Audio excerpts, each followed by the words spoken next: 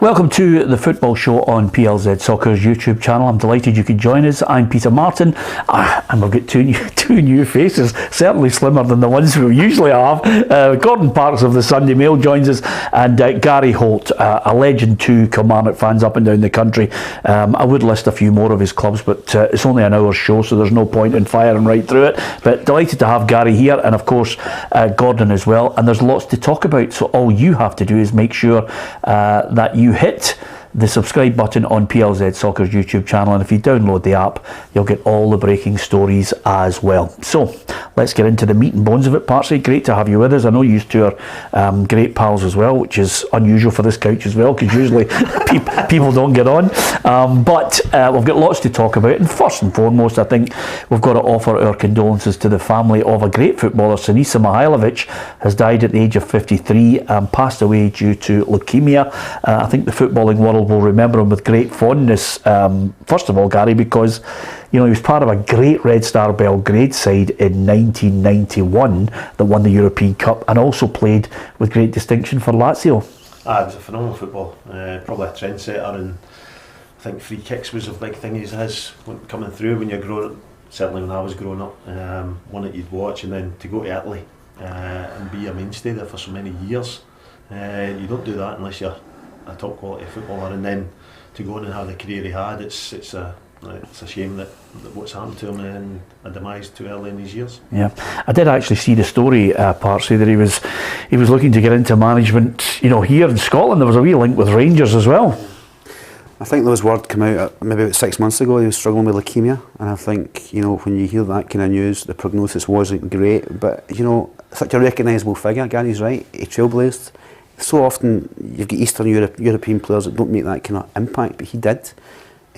Technically superb, and it's so tragic, so young, but as you say, his portfolio and management was building. Recognisable figure, just a dreadful loss. Yeah, absolutely. Listen, great to have the football, but I know we've got the World Cup final coming. I'll get you guys thoughts on it. I've got France in the sweep, I might as well tell you, but I want Argentina to win. But maybe I'm being sentimental about it. But let's talk domestic issues before we get to Sunday's big final, and of course, let's not forget there's a third and fourth playoff place as well. Last night I thought it was a great game. Rangers, I think the fans turned out in great numbers, made it a real spectacle, but I don't think Hibs had read the script. No, and Peter, the thing is, because we've had this mini break, it almost feels like the start of the season again, and talking from previous footballing experience, it was like, when do you want to get the Old Firm? Get them first game of the season, early part, so catch them cold, and I think Hibs caught them cold a wee bit. There wasn't that bounce of a new manager and because Hibs came out with traps, got a couple of goals, especially getting ahead then losing a goal, and then but to go straight up the park and score was a great goal, good finish. But you just know that at Ibrox you just need that mental strength to get you through and quieten the crowd. And second half, to be fair, I think there was a few tweaks of the system, and Rangers as big players came to the fore. Yeah, I have to say though, I mean, if ever you were writing a script, Ryan Porteous was right at the forefront of it. Nobody picking him up, bullet header, perfect start for Hibs. Really surprising, because I thought Rangers, with so much at stake, with the fact there has been a break, anticipation for a new manager, very passive for 15 minutes. There wasn't challenges going in, and that passive mindset when they're picking up inside the box, simple things, the basics. Lundstrom looked as if it was like a fish out of water at the back. There was no cohesion with Sands.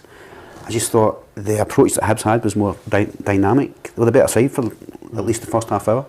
And I think when you make as basic elementary mistakes as that at the back, with the organisation that Rangers have or should have had with the players that they had, Porteous is always a threat, right? But when you're allowed to jump with that kind of freedom inside the box, really alarming, and something that Rangers will have to learn from. Yeah, absolutely. But hey, they fought back because, as you know yourself, you've been a manager. Every manager earns his corn by that half-time team talk, and whatever Michael Beale said to them and the change, they certainly didn't allow Hibs anything of any great note in the second half, and were able to get the goals.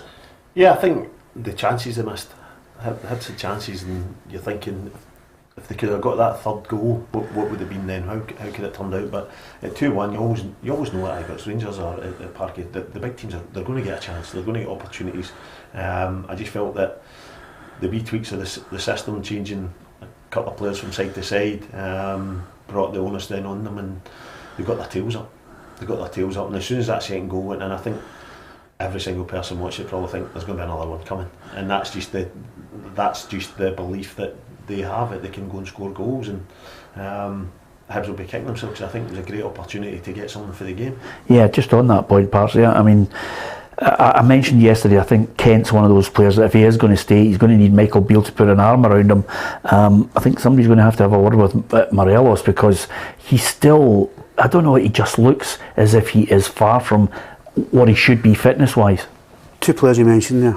Rangers' dominance of the ball yesterday. It was so absolute in the second half that I see Ryan Kent time after time get fed the ball. The end product doesn't exist. Morelos, even when he scored his goal, he makes a run to the corner flag and his belly's hanging out. Without being too blunt about it, his physical condition is really poor. To be in a position where he needs to get a move or put himself forward to get the big move that he believes he's probably capable of, and his talent at his peak probably deserved, he's miles away from that. Rangers took the game to Hibs last night not because of a Morelos or a Kent. It was Tillman that changed the game for them, and Jack playing further forward. The dynamism came for them, and I think two passengers last night. I hear people applauding Ryan Kent's display. I never saw it.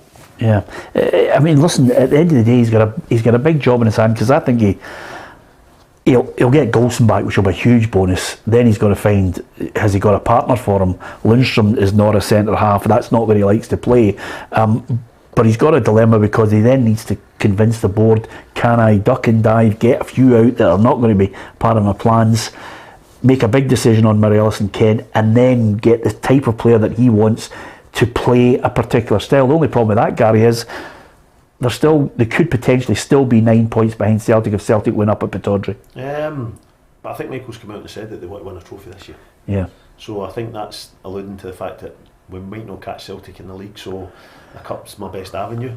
So it's important to then look at that and say, can I do something in January? Yeah. Can I focus on a cup run to build for next season for the league campaign? Let's not dismiss the league, but it's a big ask. Let's be honest, it's a big ask to claw that back to get ahead of Celtic, and I think that there needs to be movement in January. I think he needs to move some out, but it's the hardest transfer market to do business in, because people know they don't want to get rid of their best players.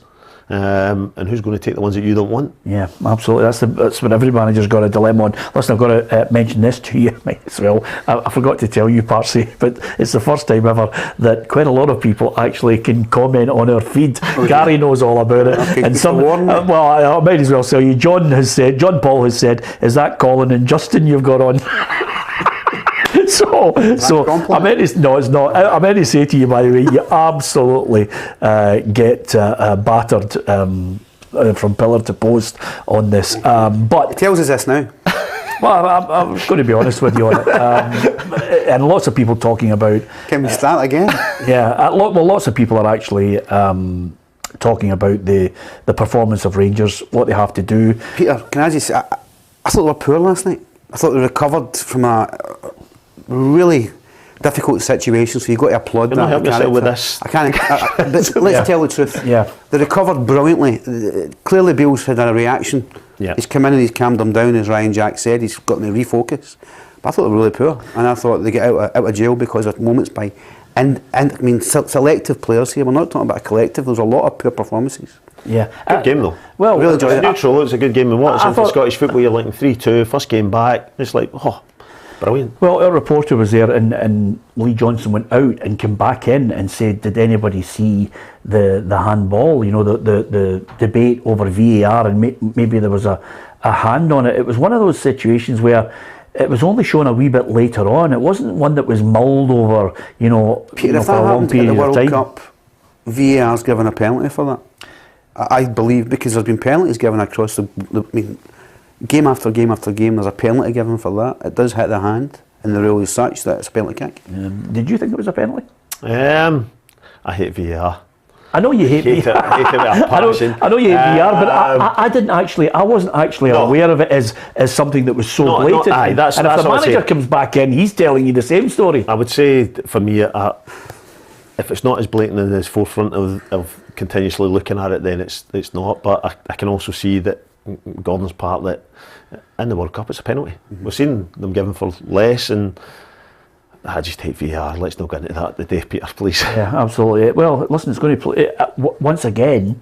We're back in a situation where all the faults that were there prior to the World Cup, we are hoping that the current group of VAR officials will be looking at how it's been handled in the World Cup, take something from it, and over this weekend, we'll be able to see an improvement. We want to see a vast improvement, and it hasn't been there before this World Cup started. I hope you're not talking wishful thinking, because it comes down to, again, the viewpoint of individuals. The technology is not the problem, it's the perception of, and it's the analysis of somebody sitting miles away to make that judgment call. It has to be better.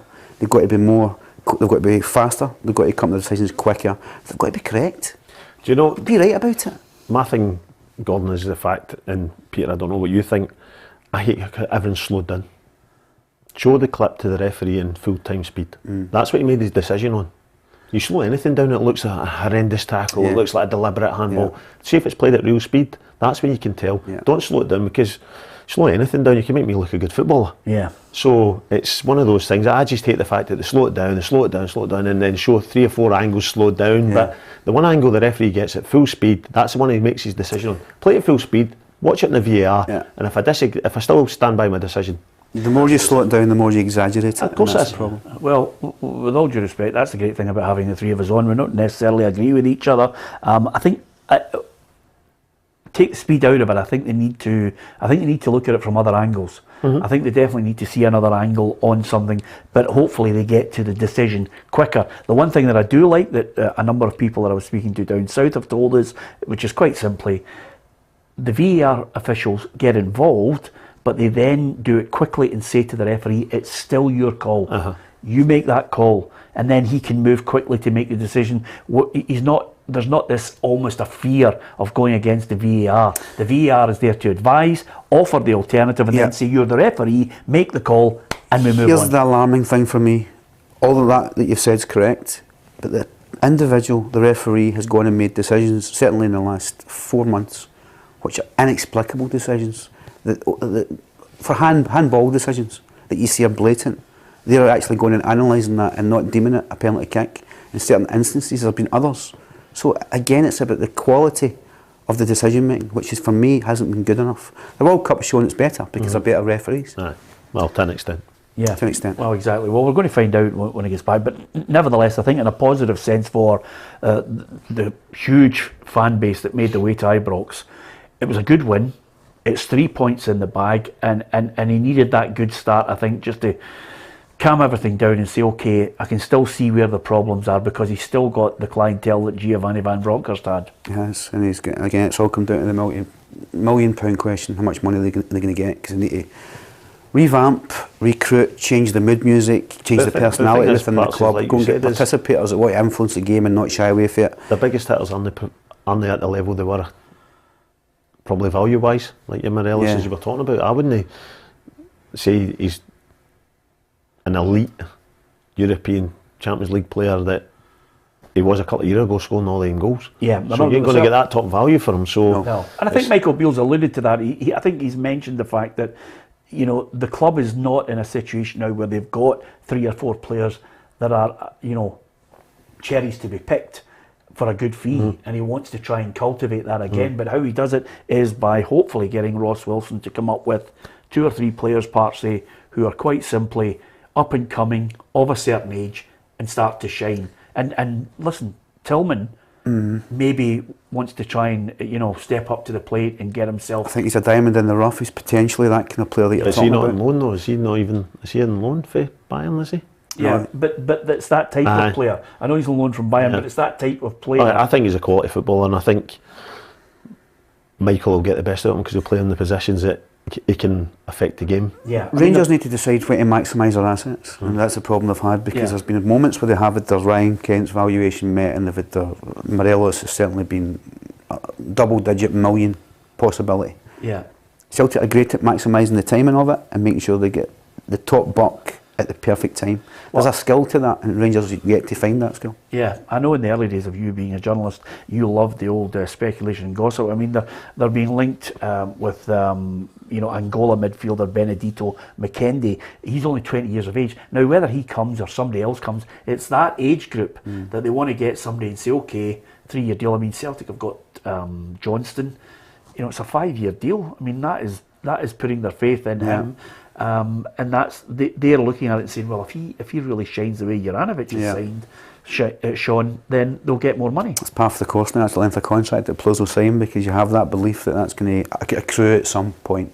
The money that you think, Celtic have shown that you can bring in cheap and you can sell big. And again, Rangers have to develop that skill. It's something where you have to. It doesn't help when you're fighting against. You've got problems domestically. You're not winning games. It doesn't engender that environment. Celtic have been winning, makes it easier.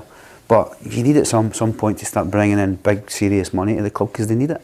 Yeah, Michael Crooks makes a good point. It's a loan, but they've got the option to buy. All right, I didn't know that. Which is fantastic. I've got to say hello to so many people who enjoy watching the programme, and again, what we do. what we do offer, Parksy, because the great thing about the Sunday... I'm only here for the jacket. I was wondering where mine was, seeing as you're... The Sunday Mail and the Daily Record is the problem with it is this.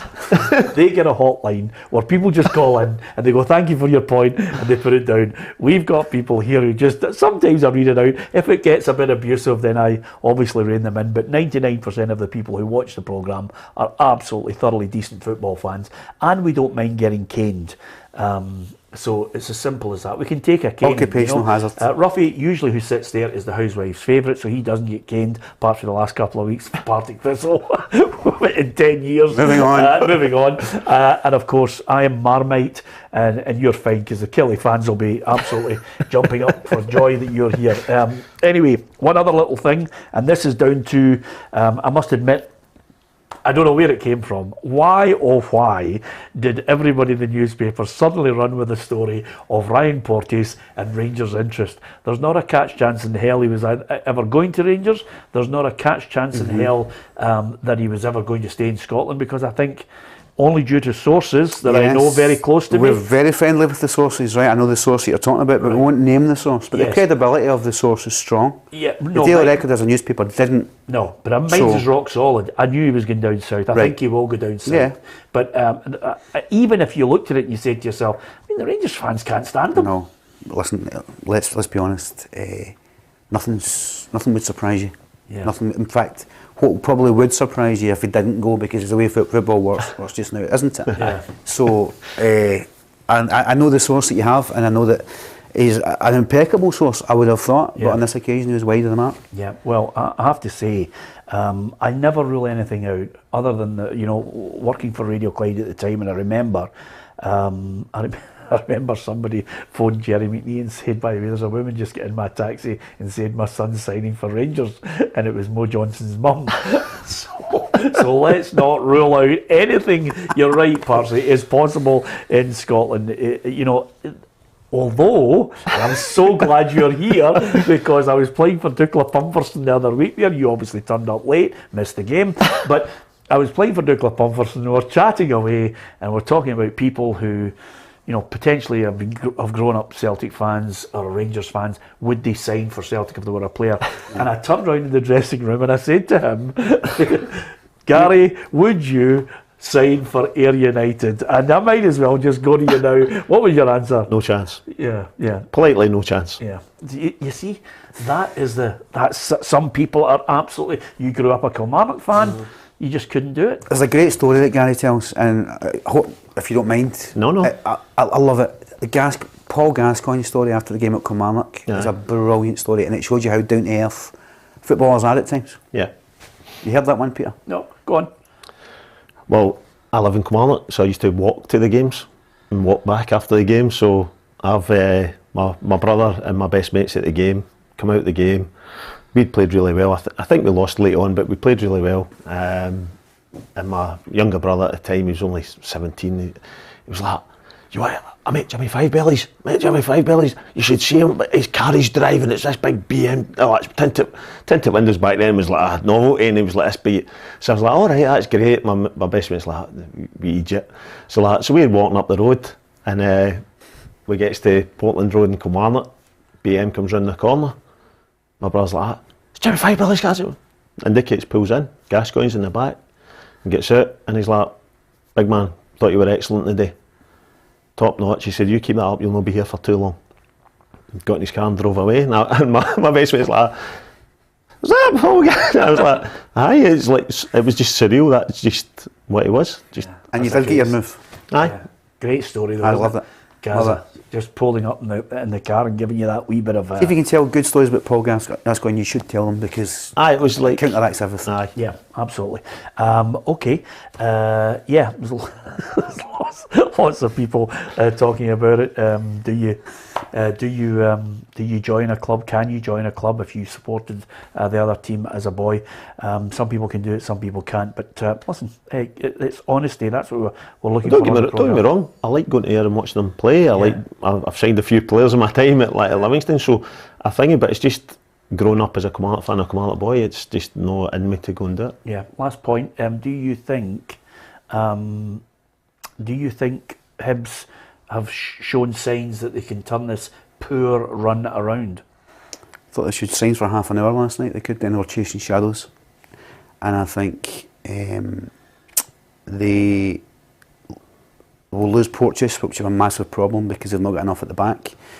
I think they lack influence and creativity in the middle of the park. Will Porteous go in January, do you think? Or will he wait? I think once you've got a situation where the players winding his time down, the quicker you get them out, the better. Nisbet being back's massive. Nisbet being that's huge, and that was great to see his finish last night, because brilliant. It was emphatic. And his pace. Yeah. Because it's a worry for a player. Because your first thought is, are we going to lose a yard? Yeah. But he actually showed a great talent base. Considering he's been out with the cruise ship, and to show that, and then the finesse of his finish, I thought was top class. What worries me again, I mean, you saw Harry McKenzie coming on last night, his haircut. Would you ever accept that? Would you ever accept that within a dressing room? I mean, how many managers would have said to a player, excuse me, but it's a different generation, Gordon. Yeah. I get told I was rubbish once, and I got at Norwich. We got beat once, and it was Robert Green get slaughtered because he had a beard.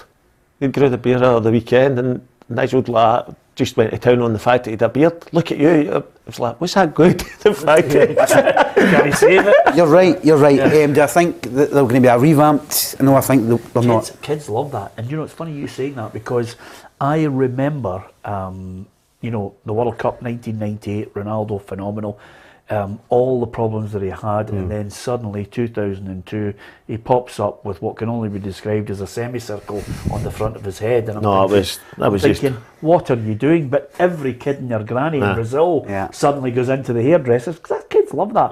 I did have a look at McKenzie last night, and I thought, is that, well, do you remember Beckham? Stiff little fingers reforming. It'd be different though if he was in Ronaldo's level and he's got a haircut. David Beckham went into the Old Trafford dressing room, and Fergie told him to get the mohawk. Remember the mohawk? Yeah. So listen, maybe I'm just in a you get no party. Don't worry about it. It's what you produce on the pitch. Yes. Absolutely. But they need to turn it around. Yeah, absolutely. They need to turn it around. And like you said, I thought they were very good first half. I thought they were really good. A great club for standing by managers after about 19, 20 games at the moment, is it? That's the biggest worry, but it's coming up shortly. Thanks very much. Jimmy Duff didn't actually like the haircut as well. I won't read out what Jimmy said, but I take your point, Jimmy. It's absolutely one of those haircuts that if you can... Thomas McDougall says, Peter, what about Ruffy's haircut, the perm? Absolutely, that perm would have been something that would have been copied all over Scotland had Scotland got to the second round and we didn't have the debacle that was Peru and Iran. But I don't know that was styled. I think that was just the way his hair grew. So No, he went into... Did he? Aye. Into Taylor I'm getting him out. I'm trying. No, there's no point, Gary.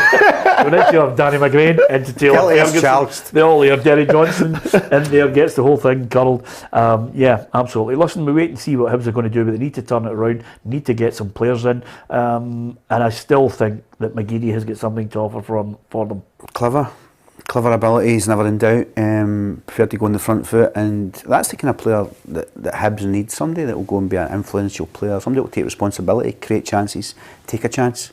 they need to fire things up. I just think there's a kind of lack of personality throughout the team. And this changes that a wee bit. The thing about Aiden is he's still got a hunger even at his age. Yeah. He's still got that hunger to play and produce. He wants to produce. He doesn't want to just be a journeyman now collecting money. He wants to perform. If he's not going to, he's not going to play. And one of the surprising things about Aiden for me is he's gone through a career and never really had a really severe injury. For the way he plays, the touch and then accelerate. And getting smashed. You're prone to getting smashed. And he's always had lengthy periods where he plays week after week after week. Yeah. And maybe never got to the level that his ability deserved. Thanks to Des Halliday, who says, Peter's selective with the comments he reads out. Des, if you see some of the comments on this feed, you'd realise why I'm selective at times. We have a few people who really don't know how to behave themselves. But Errol Campbell says the worst hair ever, Fellaini's. I'm not sure. There's been a few down through the years that have been absolute belter haircuts. But Fellaini lost his powers when he changed it. So he did. Absolutely. Well, listen. When he went to Man U. The mullet. Ruffy had the mullet for a long period. Chris Waddle had the mullet. Peter Beardsley, the worst ever, but that was just by fashion and design, wasn't it? Yeah, I think David Ginola was cool though, wasn't it? He was Ginola. He was the first one with the long flowing locks. And he could do anything. It was absolutely fantastic. He's the type of guy you want to go to a nightclub with. Anyway, let's not go through the worst hair ever because we've had a few belters ourselves. Aberdeen against Celtic. It's on at the moment. I'm heading up there. I think I might have to. It's been 12:30. I think you have to head up there really early to Aberdeen. I'm hoping that the drive up is not too bad. It's an Aberdeen side at home that are good. Good news about Miofsky that they can keep a hold of him. Yeah. And over and above that, I think despite the fact they've got to find millions to try and build that stadium, Dave Cormack, if he backs Jim Goodwin in the January window, they should really be pushing for third. I think they're well positioned where they are at the moment, sitting in third. I know it's packed and there's a bit of jostling about there, but I think the squad they've got, I was up to watch them a couple of times and I think they've recruited probably the best outside of Celtic, clearly. And I think they have gone and tapped a market in Eastern Europe. Miofsky's clearly someone who's going to move on for money. They've got, again, talk about personality throughout the pitch. They've brought in players of influence that come in and make a positive impact. I think Celtic have got a game tomorrow that they've got to be very, very careful about because Aberdeen at home are a different animal. They have got players that want to make a name for themselves. They've got a hunger. They're led by a manager who's also got a hunger to do better and get Aberdeen as that third force, and I think they're the best equipped to do it. Yeah, I'm just hoping that Aberdeen Celtic doesn't get cut with the weather. Yeah, I think it possibly could. You know that partly when you're at Perth. And then that horrible feeling. And then the dreaded call comes in and you have to turn back. It's an absolute nightmare. Yeah, but nevertheless, I'm really looking forward to the game because quite simply, at home they've been good, and they should be able to give Celtic a real game. If we were wondering what Rangers were going to come back to, Gary, we're now going to wonder what Celtic are coming back to. Will they be able to come back to just before the World Cup? I thought they were going through the gears. I think it's going to be a very interesting game. I think if it was the other way about, Aberdeen were travelling to Parkhead, you would be like, a wee bit tougher for them. But at home, they are a good force. I think it's going to be a front of the pitch battle because Miofsky, Duku, they've got a few up there that can score goals. But then you look at Celtic's front line; they can score goals. So it's one that I'm looking forward to. Hopefully, it doesn't fall foul of the weather because I think it's a really enticing game. First game back after a wee break. Aberdeen will A, fancy themselves because they're at home, and B, it's after the break. Let's see how Celtic are. Are they going to be slow to come out of the traps again and build into it, or are they going to, like you said, Peter, come through and be going through the gears as the season goes on? Yeah. I spoke to Lee Sharp yesterday and he did put the message across that Aberdeen are going to at least be proactive against them and set up to have a bit of a go, because you're right, catch them cold. This is a massive game because this can be the trigger to momentum forward. I'm going to ask you this question then, with regards to Celtic coming back. Obviously, Juranovic is not going to be available to Croatia for the weekend. He's picked up an injury, but he's obviously one that they see going out. The recruitment has been, and that's the thing about the two clubs in Glasgow. If one's got good recruitment, the other one's under the microscope. Yeah. But Celtic have got good recruitment and players that have made a contribution to the starting 11. I mean, Sead Haksabanovic has been declared Player of the Month for November. What did you make of him? as again towards the last 4 games or so, the St Johnstone game was maybe the kind of catalyst for him. He scored the goal. He seems to be going in confidence. He sees the game. He can pick a pass. He's got that bit of invention that a lot of others don't, and I think he's only going to get better. I think he was certainly building up a steam, and he was looking to be every week getting picked. He needs to play. He needs to play week after week. But you look at the attacking weapons that Celtic have got. You can pick any 2, 3 for 6, and you're not affecting the impact of the quality. Abada can come in. Giamakis might be going out the door, but look at the threat that he poses. He can mix it up. Kyogo, Jota. You've got so many, got abundance of talent there and flair. Hetsamanovic, though, for me, is the brain behind it all. I think he could be the real game changer, that, especially with Celtic when they're playing against teams that need to pick a pass or break things down. Yeah. He's got that wee bit of flair. And the thing is, they're going to get McGregor back very soon. Yeah. Who's a big catalyst for them. Yeah. But I think the boys in the middle of the park are Riley and that stepped up to doing that extra work rate that McGregor does, and you've not really missed them. O'Reilly has yet to score for Celtic this season in the league, which is quite extraordinary for me. I found that a surprise, but he's also top of the league for assists. He's 7 assists. So that's even with him playing that deeper role, because he deputised. Yeah. But now you're getting him forward again. That's what they've got so much going for them. Yeah, the latest news I've got, which is... I thought you were going to read out some more offensive. No, don't worry, you're coming. I'm saving the ones for you. Somebody said it's Gordon Parks from the Daily Ranger. So that's the time. This is the perfect time. This is the perfect time for everybody to cane somebody that they haven't got the chance to get close Kevin to. McGoldrick. No, it's probably one of your cousins who's absolutely hammered you. But a lot of people, and some people from Aberdeen, obviously keeping us up to date with what it's like in the surrounding area. And I know for a fact, having seen so many photographs, that there's snow there. Conditions are difficult, but the latest word from Aberdeen is there's no hint of it being called off, because quite simply, I always think when you've got the cameras up there, the last resort is calling it off. They'll clear around there, and the players trained on the pitch today. But it's the travelling for the fans. That's what you've got to take into account. It's fan safety, not just the players. So you've got to travel up there. Celtic fans have got to travel there. Some Aberdeen fans have to travel. So if the roads it's the roads in the surrounding area.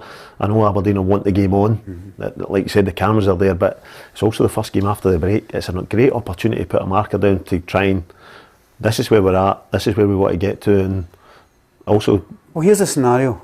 Aberdeen go and beat Celtic tomorrow. Yeah. Cut the gap to 6. All of a sudden, Aberdeen go forward, and they've got the momentum when they're driving. It changes. Everything can change like that. Yeah. Absolutely. You're sounding like Gordon Parks from the Daily Ranger there. So not the Daily Rebel. What's going on? It's mental, but I mean, the point is, a lot of Rangers friends of mine, and that's what they're looking at. They're looking at saying, well, wait a minute, we play first, beat Hibs, that's done. Aberdeen do them a turn. Michael Beale has already stated he needs somebody to do him a turn to get them back into it. And I think the advantage, if he could get a trick out of them in this next couple of games and suddenly get to January the 2nd at home, game on. I don't see it. I think they'll drop points. I just don't think they're... Right, but you're looking for people to help them, but Rangers have got to win every game. And that's not going to happen. Yeah. And that's the thing. That's why Gio's no longer the manager, because they needed to put together win after win to consolidate, to keep his safety. He couldn't do it. And I don't think the squad's capable of doing that. There's so many vulnerable areas. And I think Celtic are imperious. I just think, as you said, they're going through the gears. They're going to get better, and they're going to get better. Yeah, just on that point, what do you make of Miovski? Because, Jim Goodwin, delighted that he wants to stay, might stay to the summer, might go, but he's certainly been a guy that's contributed greatly. I think he's top scorer in the Premiership alongside Cholak. He's very good, good movement, good composed. He's got a bit like parts in his youth. He's unflappable in the box when he gets in front of goal. He doesn't look as if he snatches at things. It's always a composure. There's a wee clip finish, a wee chip over a keeper. There's no panic. He takes a penalty well. No, I think he leads a line well for them. Mixes the game up. Yeah, he can come short defeat, but he can also bend his runs. You're right. He's clever. He sees round corners and he gets into the space when it really matters. Instinctively. In front of goal, he doesn't miss many chances. No. You had cataracts when you were younger, when you were a boy, didn't you? Because as soon as you started paying compliments to him. I played actually against Scotland when we were 16, and he banged a hat trick in for Scotland against me. And I was in the army. Going to get that in your Twitter feed? Well, with all due respect, the reason why I was absolutely gobsmacked when you said that there, I played with him for about 5 or 6 years, and I wondered why I was heavier than him, and he wasn't backtracking, he wasn't marking the runner, and so I nearly fell off the chair there when you started paying him a compliment. But no, you're getting some compliments now because your family are aware that you're on the programme. Thank you very much to so many of you who have taken part in our Fandex competition. It's really been really popular, the World Cup. It's a little bit of stocks and shares, absolutely free to play. And if you did manage to win some money, then congratulations to you. Our competition with Copa and Grieve Sports to give you one of 6 vouchers on offer. We'll announce the winners on Monday because obviously we need to wait till the final game is played and then we know who the top scorer is, we know who the player of the tournament is, and we'll know who the World Cup winners are. So thank you to so many of you who've not only got involved in the feed here on YouTube, but you've also been posting all your selections across all our social media outlets. So it's been really great. So thank you very much to all of you for your support. We're now talking about the Premiership. We'll get on to the World Cup. You can tell us who you think is going to win it and give us your thoughts on the weekend games. One game has fallen foul of the weather. Motherwell, the pitch just didn't survive it. It's waterlogged, and of course with the snow as well, not ideal, and that's off. I'm also quite pleased to hear they've called it off because it's a pitch that's looking so good. And can you imagine they managed to get the game ahead, the damage it would cause? I know they spent a lot of money on it. It's probably a bit. Alan Burrows will probably a wee bit. I mean, clearly wants the game on, but there's a bit of relief. Yeah, that they're not going to be I think they spent about £1 million on it. Pitch is beautiful. They did. It's fantastic. It's brilliant. Yeah, and that's when you can take care of a pitch. I must admit, I know you're steeped in Killie, but I really hope that the SPFL at some point make a stipulation that it's got to be grass pitches right across the board in the top flight. I hate AstroTurf for really good players. I don't mind. don't mind maddies like myself, but as old guys playing on it, it's all right. It's great, absolutely. I mean, you could strut your stuff on grass, but AstroTurf, I just don't like the bounce. I think it ruins the top flight games. I've been a manager of 2 clubs with it, so I see the benefits of it. Financially, and training wise as well. If you've not got training facilities, it doesn't have a drain on finances because you're not constantly upkeep of it. I know there's a brushing of it and that, but we never miss a training session. You look outside and it's snowing, you don't worry about the frost because you could train. We never missed it. So and then you can hire it out, you can bring revenue in. So I understand the benefits of it, especially in Scotland with the weather we get. But does it have a different bounce on it? Yeah, of course it does. But you adapt to it. I think we're too easy to not like change. Yeah.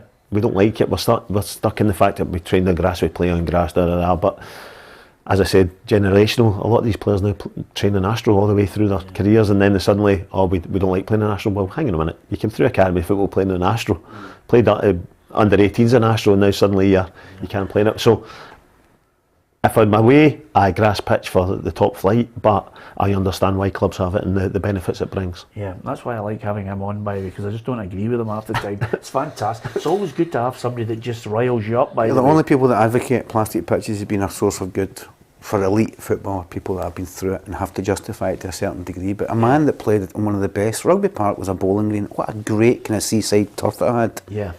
And it's been desecrated with that surface, and I've yet to see a decent game on it. Yeah, absolutely. I agree with you, Parsley, on that. Never. Where at Rugby Park or on plastic? Rugby. Yeah, absolutely. Listen, it's all subjective. Some people like it. I like Billy, who's just said Red Ash Park's mandatory. With a big scrape, Billy, down the left hand side of your thigh. You still get the mould master. And the hair that doesn't grow on your knees because if absolutely. In the first year at school, people thought a tattoo might have 5. They were absolute belters, weren't they? But thanks for that, Billy. Red Ash Parks, that's another one. But Rugby Park, the spaghetti had terrible pitches.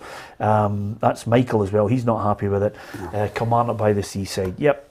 Listen, we know the pros and cons of it. Gary's pointed them out to us. And with that in mind, it's Killie heading to Tynecastle to take on a Hearts side with such a positive set of financial results. I think everything's rosy in the garden there. If anybody is going to really contest Aberdeen getting third, for me it's got to be Hearts. I agree. I'm there tomorrow myself. And I was at every game in Europe with them. Really, Hearts talk about learning curves. Robbie Nielsen continually goes on about learning curves. But again, it's about recruitment, and they've done really well, and they've brought in individuals who've enhanced the team. And I thought they had their struggles early on, but they seem to again, they've clicked back into gear. The confidence that they've generated from the last wee bit in Europe, and certainly the last couple of results which you needed to get. Guys like Robert Snodgrass will come in, and I'm sure he'll make a positive impact on the pitch, off the pitch. I think colour he's been good the at the little snippets I've seen of him, because he's got a cultured left peg, and he doesn't have to run about like a madman now. Well, one of the things they've got pace now, and they needed Alan Forrest come in, you know him well. I thought he'd be a fringe player, but he's held his own. They've got an abundance of There's just been unfortunate injuries to the defensive line. That's because you can allude for throughout the team. Yeah. But you can't have so many defenders, so many keep getting injured, that's the same positions, and that's kind of hindered them. But I think now, being out of Europe, having this wee break probably came at the right time for Hearts to get players back, to then kick on for the second half. The of World season. Cup could have a positive spin-off, because you get the players there. Yeah, 100%. Get the bounce from that. Yeah, absolutely. Still going to get beat tomorrow. Yeah, well, I knew you were going to say that. Just on that. I was saying that. Why is he saying that? Yeah, just on that point, Parsley, I'm looking at Hearts, and when they were talking about their financial figures, they were actually, and I think it was Andrew McKinley, the chief executive, who said, and I don't know if all the chief executives in Scotland have had a meeting, but he's saying, Kai Rose, it needs to be a mind-boggling bid for him before we contemplate it. The English clubs have had it too long, obviously getting lots of players in Scotland for a cheap fee. Yeah, I agree with that, and I think there is a kind of false, kind of mythical kind of valuation system taking place. Certainly Nathan Patterson with Buckley Trend, he's one of the ones that went, but very, very few. I think there's a perception that Scottish players went Liverpool for a decent fee. Right. Yeah. Decent. There's a rip-off central. English clubs think they can come and pillage and take decent players for pennies, and that's certainly proven, but it backs up with the facts that they have managed to do that. There's also the need for players to go to England now, the clamour for it, so it makes it easier. Agents are working as well to try and knock down prices to get their client more.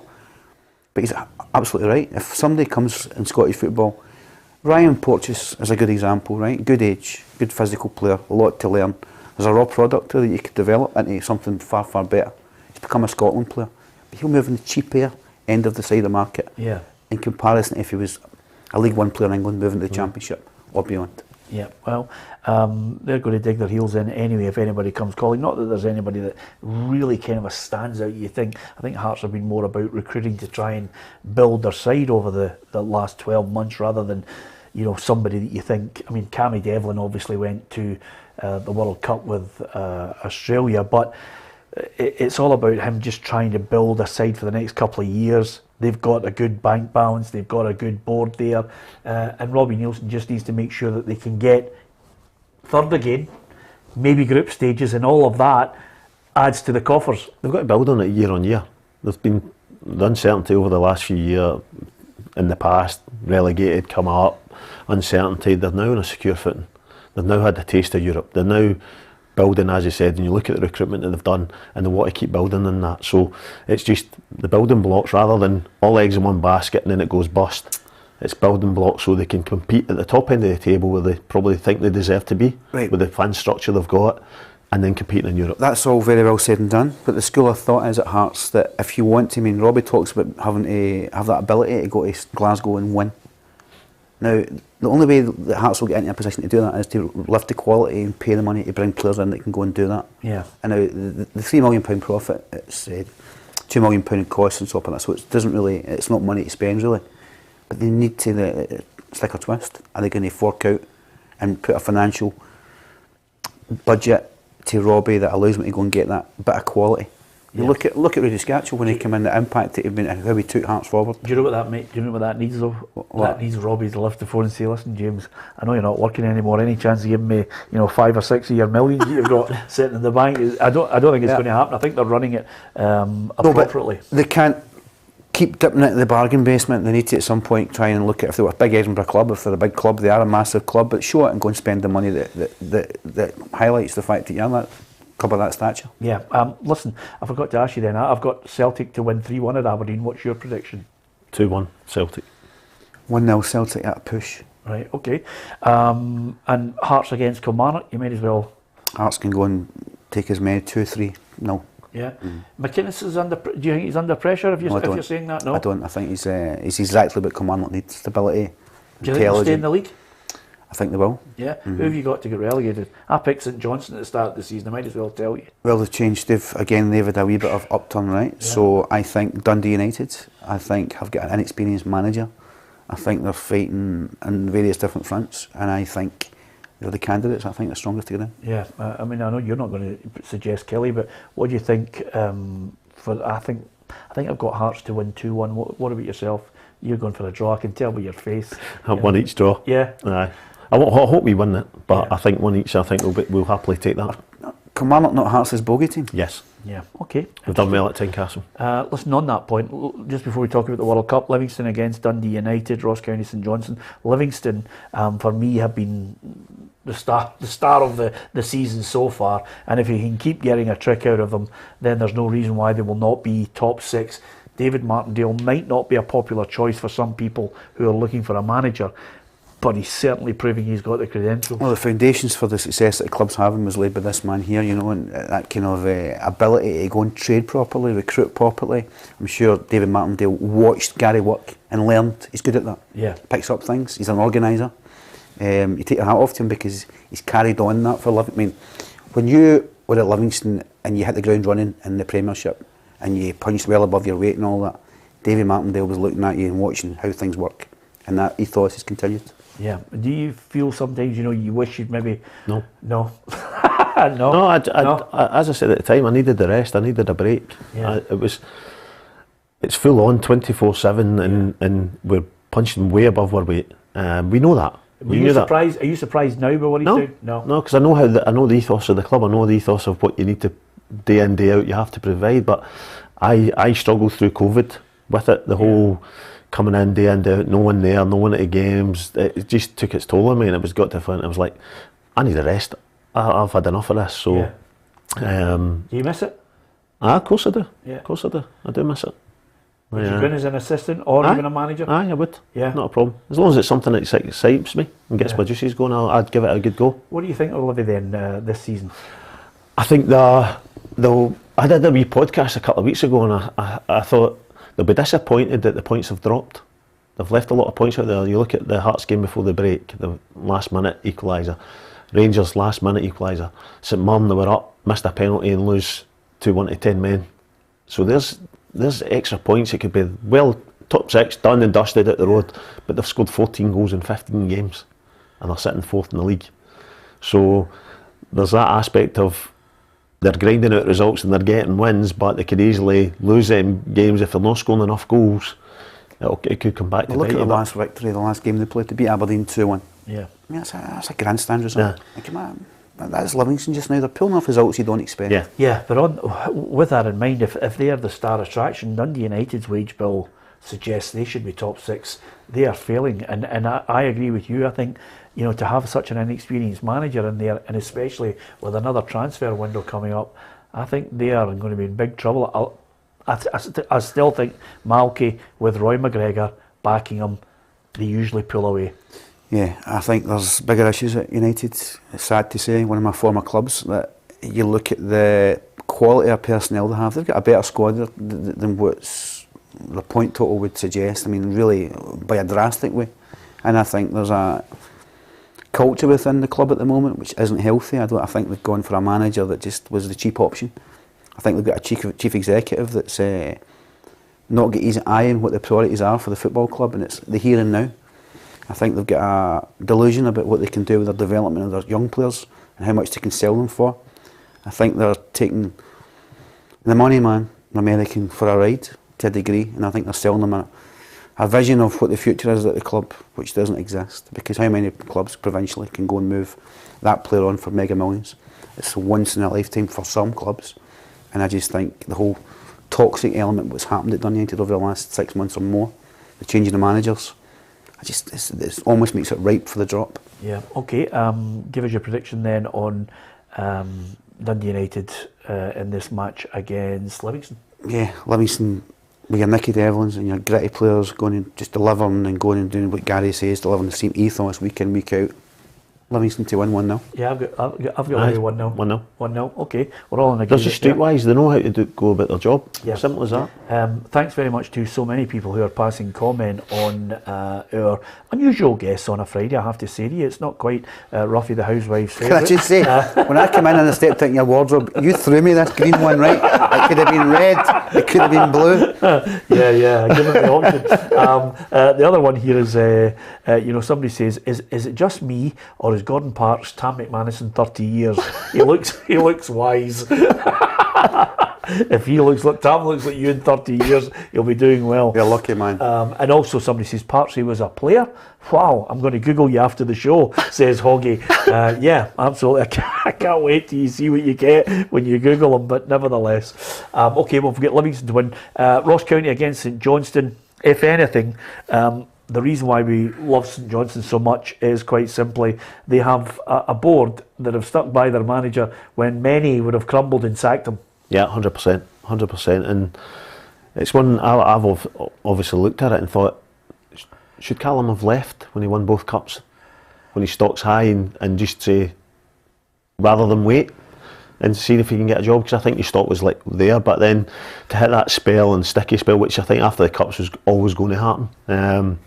But as a board and as a club, they don't regularly sack managers though. They normally stick by them, and I thought that was pleasing to see as a board to come out and back him and say, look, this is a man, we're sticking by him, and it gives you that freedom to go and then do your job, not worry about what's behind you and what's coming from behind you. So no, I'm delighted for Callum, and I'm delighted that they've turned it around. Yeah, if anybody is going to buy that club, the Browns have left them with a really good club. It's a good club, it's a good board, and it's a good team with a good manager. It is. It's a perfect package of a team that just lives within their means. Yeah. Doesn't have any kind of... Interesting that he says about Callum Davis and the iron's hot. I thought Malky Mackay's best out was last summer for Ross County. Fantastic. What a charge. Yeah. What a charge. But the problem that Malky's got is not dissimilar to Davy Martindale. I mean, what's the appeal? The appeals, Ross County have taken them despite the baggage that he had. Yeah.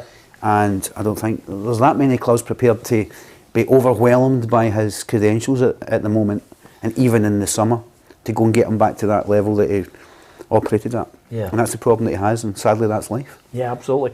Okay, I've got that one. I had Motherwell St Mirren 1-1, but it's called off. Ross County St Johnstone, I've got 1-1. Happy with that, 1-1. Again, we spoke about Celtic Rangers, how the whole thing can change. This is a big game between two clubs with so much sliding door moments tomorrow. Yeah. Momentum matters. Yeah. Ross County 2-1. Okay, there you are. You're getting your predictions on here, you're getting your opinions as well, no shortage of them. And as ever on the programme, thank you to so many of you for the thousands who are hitting the subscribe button and watching not only the programme, but as you're well aware, we've got unique video content, we've got that game, classic dream teams from footballers and managers past and present, and of course if you download the app you get all the breaking news stories, and you can watch the programme on your phone as well, live too, and it's absolutely free. That's all I can say about it, and thank you to so many of you for hitting the subscribe button. We've given you the Premiership. I think there's a pitch inspection at Livingston tomorrow about 10:30. All things seem to be A-OK for Aberdeen against Celtic as well. If there's any other updates, don't forget to cut across all our social media and we'll keep you right up to date with it. So, with that in mind, just before we get to your predictions on it, what about the World Cup? I think it's the two, possibly people would have wanted Brazil maybe, but I look at France and Argentina are the two that have managed to come to the boil at the right time. They have, and they're led by unique talisman. Lionel Messi would be great and fitting. A lot of people say with the romantic ending for him to lift probably his last World Cup, and there's certainly a sentiment involved in that. Are you a sentimental person? Kind of am, which is why I'm going to go for France. Which is why I'm. Have you going for France? I've got family in France. Yeah. I've got a family member who's currently in Paris on holiday. Yeah. The Champs-Élysées is going to be absolutely packed. They're putting screens up. Yeah. Special. I think Buenos Aires might be packed as well, ever so slightly. And the reason why I was asking you a sentimental, because your wife doesn't think you're buying her a Christmas present, and I thought, wow, not even a bit of love shown there. Any chance you get your finger out and buy her a present, will you? Let's see the tweets coming. Yeah, it is. It's your wife that But I just think to end a phenomenal career, he's had that monkey of Maradona on his back his whole international career. Every time he goes to a World Cup, You've got one as well, right, in your back. yeah, Turn around. yeah, you've got Maradona on your back there, yeah, but that's what I'm saying. It just gets that off his back because yes, he's a phenomenal talent. Yes, he's won Ballon d'Ors. Yes, he's won Champions League. But Maradona's won a World Cup. Yeah. And he's carried a team. And Messi's carrying this team. Yeah, he is. does he become the GOAT if he wins the World Cup? We've asked everybody who's sat in this chair. I don't know. I don't think you can compare because there's been so many superstars throughout lifetimes. People I never got to see Pele live. Yeah. Di Stefano. I did. George Best I did, but only at the end of his career. But there's been so many superstars that you think, was there Ballon d'Ors back then? Was there, like, the Champions League was like, it was a knockout competition because the champions of your country only got through. So I think is he a phenomenal talent that we'll probably never see again? Who knows? But you've got to factor in the fact that the game's played with kind of PlayStation mode now. He's playing on the best of pitches. He's playing with a kind of zero contact at times. Yeah. Pele we never saw. You can probably provide testament to how good he was. Yeah, phenomenal. Diego Maradona played at a time when they just had a free rein and a licence to go and kick him, and that's what gave him the edge for me. He was a magician. He was like a supernatural talent. Messi's fantastic, but he plays in a different environment. And could he have coped with the mud-caked pitches, the violence towards him? And it was violence. Yeah, Hugh McDonald mentioned that he doesn't because Messi's so slight. He thought he might have toiled, in the 70s and 80s. But listen, I just think he's a quality player, technically unbelievably gifted. When he was younger, obviously that little turn of pace, but he's still got over 5 yards, as Guardiola would testify to in the semi-final. What's your opinion? Well, I mean, on this show I usually get caned, and it's coming shortly. Is Pele's the top man? You don't get to a World Cup final at 17. What was it about him? You saw him clearly, right? Left foot, right foot, header. You don't get to become the top man. At 17, in one of the best Brazil sides in 1958, they demanded to their manager that the 17-year-old, the youngest player ever, was in the team.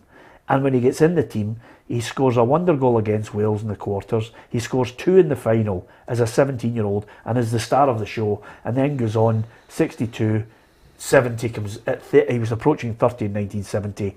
And wins the World Cup with one of the greatest sides you're ever likely to see. Yeah, And by the way, I'm sold. Yeah, and by the way, although people debate over his goals, 1,200, a lot of them in friendlies, he still scored about 800 in official FIFA matches. And when people say, "Oh, but what about all the flicks and all the skills and everything?" You only have to go back and look at the skill against the Uruguay keeper, who ran out and Pele just ran over the ball. You only have to look at the Czechoslovakian goalkeeper who hit the ball out and Pele volleyed it back at him from the halfway line. Not a bounce, a volley. I mean, he was unbelievable. The goals he scored, incredible. But everybody's opinion on it, I think you're right. Different era. Enjoy the players that you've watched. Thanks to Robert Rowan, who's got a great idea. He says, Bartley, for your wife. Terrified whenever you look at your wife, give her the PLZ top. And lots of people saying 3-1 to France. Maradona's the GOAT, says John. And it'll be world champions France again, says Keith Robertson, and Celtic will be champions again. Some people are just giving us the whole thing. Kaiser says Argentina. Hoggy, France for me. And lots of people, Maradona is the greatest, says, I like his tag, Tax Dodger, because as you know, on YouTube you can get away with any name. Yeah. You don't have to use your own. But nevertheless, thank you to so many of you who've obviously given us your thoughts on who you think Here's is going the to win the question. World Cup. Messi might actually not be the best player on the park on Sunday. Mbappe could eclipse him. I mean, you've got that pace. It's all relative. If you've got that impact and that accelerating, that lightning quick pace, and you can't defend against that, you don't need flicks and tricks to do that. He's a finisher. Yeah, he could, but he could do it on a one-off game. But certainly I think Messi's just been so consistent over the period. Listen, we've run out of time. We'll announce the winner of the Copa and, of course, the Grieve Sports Competition, 6 vouchers up for grabs. Retro shirts, like some of them behind here. Boca Juniors in Argentina. Will it be Argentina celebrating at the weekend? We've been slightly biased. We just kept that up all the way through the World Cup. I hope Argentina win it, but if France win it, you know, will I feel miffed by it all? I won't, because I have France in the suite in the office. I'll be taking all the money without any embarrassment whatsoever.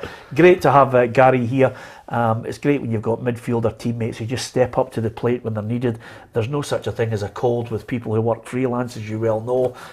Thanks to Gordon Parks, who stepped up to the plate as well to come in here on this Friday. All I would say to each and every one of you, if you get a chance, hit the subscribe button on PLZ Soccer's YouTube channel and join the football family. It's, of course, uncensored, unbiased and unmatched 5 days a week, and there's so much more you can get on the app as well. From everyone here, thanks for watching the programme.